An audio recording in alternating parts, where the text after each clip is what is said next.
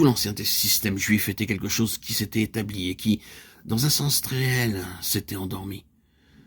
Dieu n'est pas le Dieu de ceux qui dorment spirituellement.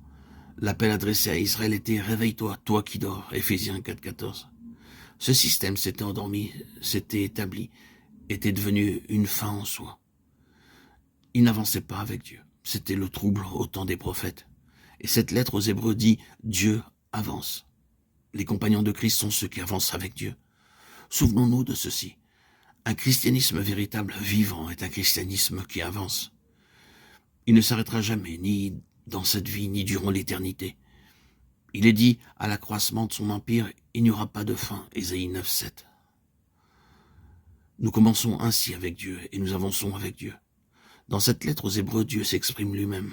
Cela nous est dit dans les tout premiers mots de la lettre. Dieu ayant autrefois parlé à nos pères, à plusieurs reprises, et de plusieurs manières par les prophètes, nous a parlé dans ces derniers temps en son Fils. Nous rencontrons donc ici un Dieu qui s'exprime. Il nous est déclaré être un Dieu qui parle. Il n'est pas un Dieu muet ou silencieux. Il est un Dieu qui a toujours parlé et qui parle maintenant. Ainsi, dès le début, cette lettre déclare que Dieu est un Dieu qui parle.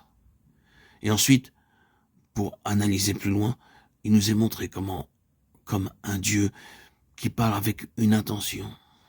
Il est un Dieu de dessein, et il parle selon son dessein. Il a parlé dans les temps passés, par les prophètes, et de plusieurs manières.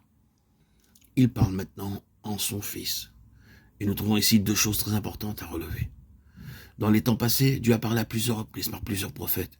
Il a dit une chose par un prophète et une autre chose par un autre prophète. Tous les prophètes étaient des parties de la parole de Dieu. Aucun prophète n'a jamais dit tout. Nous pouvons relire les prophètes et nous verrons que chacun d'eux avait un aspect spécial du message de Dieu. À plusieurs reprises, ou plutôt en plusieurs parts, c'est le mot. Sa dernière parole en Christ, c'est la réunion de toutes les parties en un tout. Toutes les parties sont réunies en Christ. Cela donne à cette lettre une place très très grande, n'est-ce pas? Elle nous dit que maintenant ici Dieu parle en plénitude en son Fils.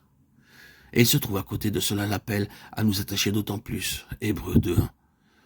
Parce que cette parole est d'autant plus pleine que tout ce qui avait été dit auparavant. Il est dit ensuite que dans les temps anciens, Dieu avait parlé de plusieurs manières. Non seulement en plusieurs portions, mais de manière différente. Il serait trop long de retourner à l'Ancien Testament pour voir toutes les manières différentes dont Dieu a parlé. Il a parlé d'un millier de manières différentes, quelquefois par des paroles, d'autres fois par des actes. Les manières étaient en vérité diverses. Il nous est cependant dit ici que, à la fin, il parle d'une seule manière, d'une manière unique, et cela en son Fils. Le Fils de Dieu est sa manière unique de parler à la fin. D'un côté, personne ne pourra recevoir quelque chose de Dieu en dehors de Jésus-Christ. Dieu refusera absolument de parler autrement que en son Fils.